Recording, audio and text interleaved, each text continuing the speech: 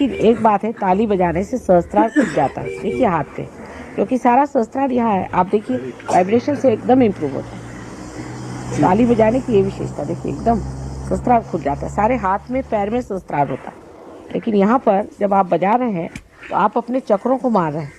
Actually ये जो ताली बजती है ना, इसमें तो पक्के चक्रों पे चक्र मारे जाते हैं, तो एकदम से ये सहस्त्रार खुल जाता है। खासकर वॉइड के लिए, जिसको वॉइड की शिकायत हो या गुरुओं से उपद्रव हुआ है, उनके लिए खासकर चीज है कि वो कव्वाली की ज्यादा ठोकरे मारे। और पहले कव्वाल जो होते थे वो लोग सिर्फ परमात्मा की स्तुति गाते थे, जैसे भजन। लेकिन अब जो है कव्वाली का रूप ही बदल डाला इन लोगों ने। पहले स्त्री गाती भी नहीं थी, अगर गाती भी थी तो सब मिलकर के गाती थी। लेकिन आजकल जो कव्वाली का रूप आ गया, बिल्कुल ही विद्रूप है। ये असली रूप नहीं है कव्वाली का। ये अमीर खुसरो साहब ने ये कव्वाली का ये लाया था, अमीर खुसरो साहब, और वो ये अपने औलिया निजामुद्दीन के शिष्य थे।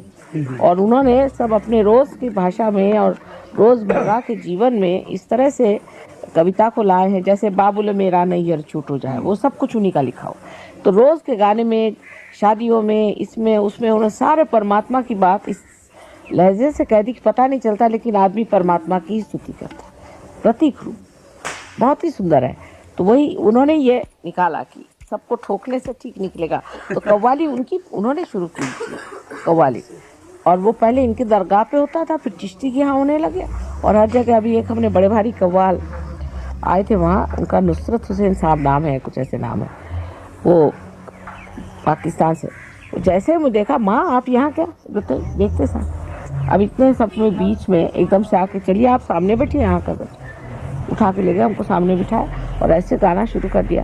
तो कहला आज तो रंग आ गया, आप सामने बैठ गए, देखिए ना, जानते ना कुछ पहचान, लेकिन वो इन्हीं के ये है, चेले हैं। अब औलिया निजामुद्दीन साहब की तो दरगाह वहीं पे बैठी, और वहाँ पे भी लोग कमाने वाले पहुँच गए।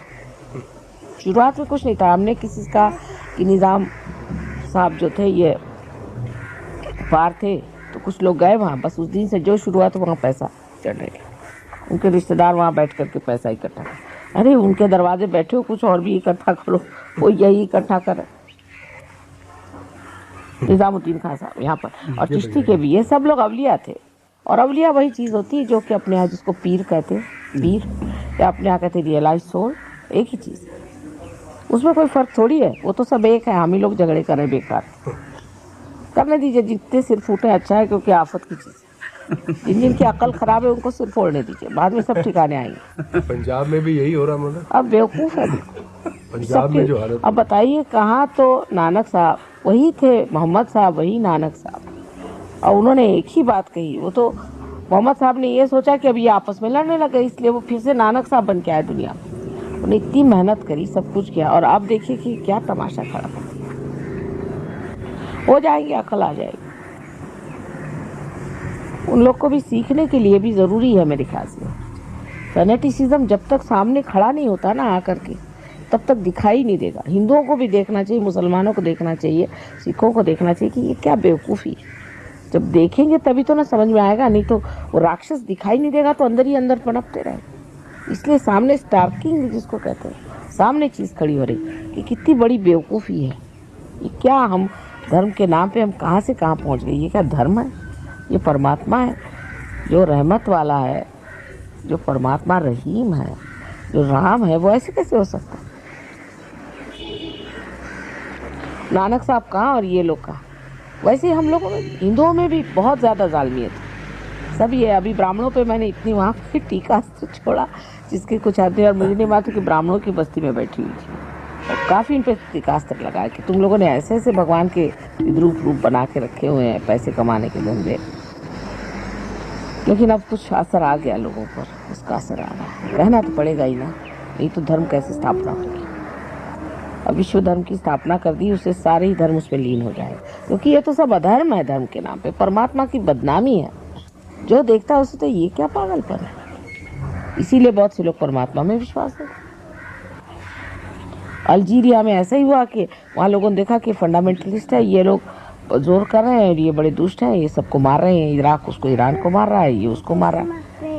तो उनका बाबा इससे अच्छा कि कम्युनिज्म ले लो। तो 500 लोग कम्युनिज्म की ओर दौड़ पड़े। उसमें से एक हमारे चक्कर में आ गया लंदन में। उसने कहा नहीं भाई भगवान तो है, ये तो कम्युनिस्ट झूठ बात बोलते, हम लोग को कोई फंडामेंटलिस्ट डरना नहीं, हम लोग खुद अपने बूते पर खड़े। और 500 आदमी पार हो गए और सब एरोप्लेन से आए और पार हो गए। ऐसा ही होगा। सिख भी बहुत लोग बर्मिंघम में बहुत सिखाए थे, अब भी आते हैं, अपने यहाँ आते हैं। सब लोगों को दिमाग ठीक आ जाएगा। देखते हैं ना ये क्या चीज़ है, ये कहाँ समुद्र में कूदे चले जा रहे हैं। अरे भाई अगर परमात्मा की बात है तो आकाश की ओर उठा चाहिए, समुद्र में सब कूदे चले जा रहे हैं, आपस में मारपीट शुरू कर। कोई तमाशा है किस तरफ, मतलब किस तरफ अग्रसर हो रहा है देख रहे हैं ना। और खास करके जो बाकी के जो हैं सिख लोग, जो कि जैसे महाराष्ट्र में है कहाँ का, वो तो दुबक है बेचारे कि अब ये तो हमको भी मारेंगे, उनको मार रहे हैं वो तो मार रहे हैं, हमको भी मारे।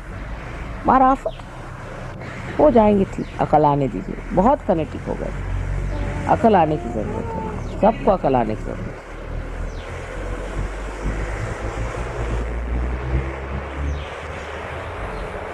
अभी ठीक हो जाएगी, थोड़े दिन मार खाने दीजिए। कोई मरता नहीं है, कोई मरने वाला नहीं है, इसकी फिक्र छोड़िए आप लोग। ये तो दुनिया को दिखाने के लिए होना ही चाहिए, इससे पता चले। तभी आज पेपर में मैंने पढ़ा कि एक सिख पकड़ा गया है, वो कहता है कि ये सिख लोग सब स्मगलिंग करते, बिंदर वाले वगैरह स्मगलिंग करते थे ड्रग्स की, और उनको पकड़ने के लिए मैं ये काम करता हूँ। और पकड़े गए हैं वो, देखिए है जो भगवान की बात करते हैं, मंदिरों की बात करते हैं, मस्जिदों की बात करते हैं, उनका स्मगलिंग से क्या मतलब हो सकता है। दो कॉन्ट्रास्ट है, एक अंधकार है, एक प्रकाश है, दोनों का मेल कैसे बैठ ही नहीं सकता।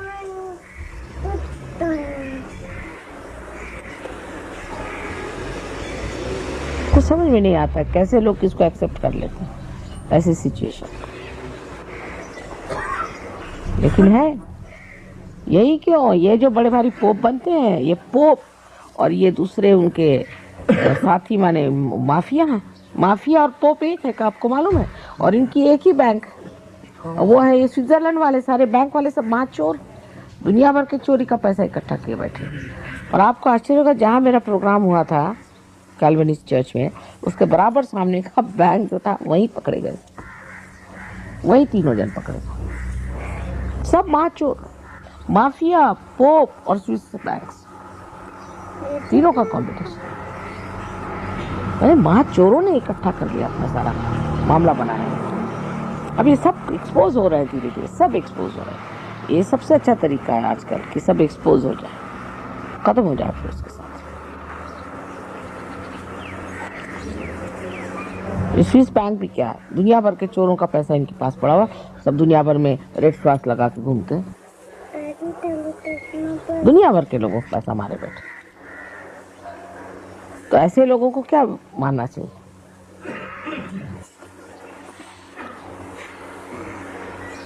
लेकिन है, इन लोगों ने जरा अपना जमा लिया है सब जगह। और ये लोग हैं कौन, मेसोनिक लॉज वाले, मेसन्स है, सीक्रेट वो थे ना पहले, वही चोर हैं ये सब। उन्होंने सोचा कि चोरी अगर करना है तो असली चोरी करो। वो सीक्रेटली मेसोनिक लॉज करते करते वो सीक्रेटली इस पे पहुंच गए, और सब आपस में मदद करके स्विस बैंक खड़ा किया।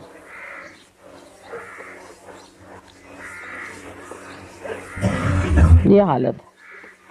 तो ऐसी दुनिया में उनको सजो कर खड़ा करना है तो खूब हिम्मत के साथ पूरी फाउंडेशन पक्की करके आपस के झगड़े पहले खत्म करके और खड़ा होना। सबसे बड़ी बात है आपस के झगड़े खत्म करना, सहयोग को बढ़ाना है, सबको मिलके बढ़ाना है। उसके बगैर नहीं हो सकता, मेल किए बगैर नहीं हो सकता। संघ शक्ति से ही हम जीत सकते हैं, और किसी शक्ति से ऐसी चीजों को जीत नहीं सकते। ये तो अकेले अकेले हैं सब जगह, लेकिन हम लोग कैसे जीत सकते हैं, संघ शक्ति से। और दिल्ली में संघ शक्ति बहुत बढ़ने की जरूरत है। यहाँ हर आदमी जो है प्राइम मिनिस्टर ऑफ इंडिया है, वो बड़ी मुश्किल है बात। लेकिन अच्छा है आजकल प्राइम मिनिस्टर के पीछे भूत लगे हैं, तुम लोग के भी पीछे लग जाएंगे। अगर सोचोगे कि अब प्राइम मिनिस्टर है तो 4 एडीसी लेके चलना पड़ेगा।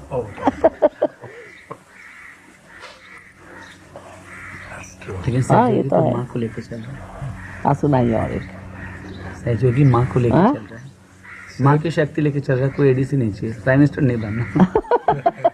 वही तो मैं कह रही हूँ कि इस तरह की फॉल्सहुड में रहने से चल नहीं सकता। सीधे साधे तरीके से रहने से ही कुंडलिनी ठीक रहती है। कुकर ही नहीं आनी चाहिए किसी तरह की। लेकिन ये देखिए ना अपने क्रूक्स कैसे हैं दुनिया में। जो परमात्मा के नाम पे बैठे, सहयोग के नाम पे कोई चल पड़े तो फिर उसका ठिकाना हो जाता है। उसका कारण मैं नहीं हूँ, उसका कारण आप ही हैं। आप अगर खुद ही जाना चाहते हैं किसी गर्त में, तो मैं क्या करूँ? कहाँ तक रोक सकता हूँ? आप ही डिसीजन ले लीजिए कहाँ जाने का है, तब होगा। आज नववर्ष के दिन डिसीजन लेना है कि हमको सहयोग कोई चिपकना है, चाहे कुछ हो जाए। सहज में ही उतरना। सहज में उतरना माने क्या है? अपनी शक्ति को प्राप्त करके अपनी ही गौरव गाथा को जानते हुए आगे बढ़ना है। उसमें कौन सी ऐसी बड़ी बात है? सहज के सिवा मार्ग ही क्या है? और बताइए। बाकी तो सब कुमार्ग है, मेरे तो और कोई मार्ग दिखाई नहीं देता। जिसमें आपको सभी कुछ मिलने वाला है वो सहज मार्ग है। फिर उसी पे उतर, छोड़ो सब चीज। किसी ने, मैंने कह दिया कि कोई उपास करने की जरूरत है, तो करवा चौथ में उपास किया। तो यूपी की औरतें थी, मैंने बाकी क्या सब औरतें क्या खराब हैं जो करती नहीं है? बहरहाल उनसे कह दिया कि उपास नहीं करने।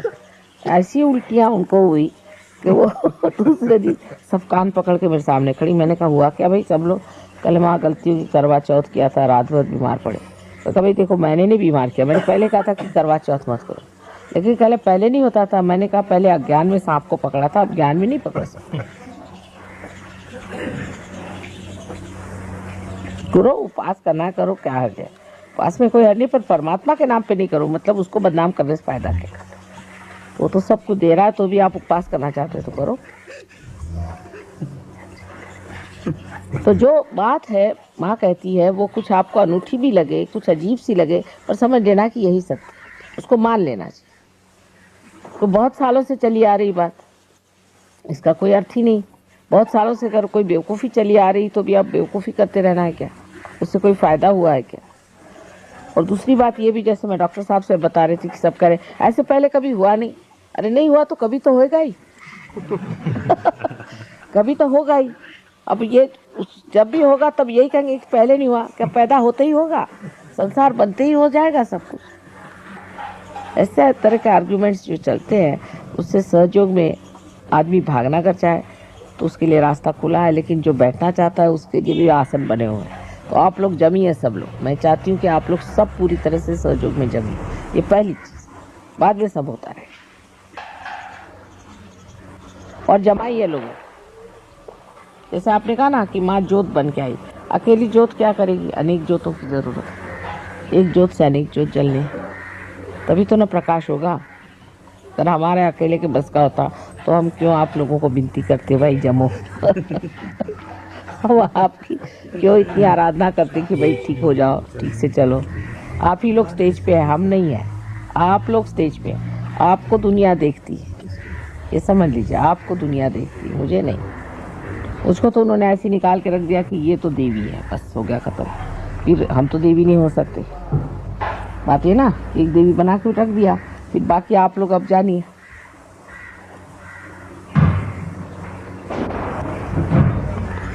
तो फिर दिल्ली वाले वैसे भी स्टेज पे अपने आप ही बैठे हुए हैं, तखत पर।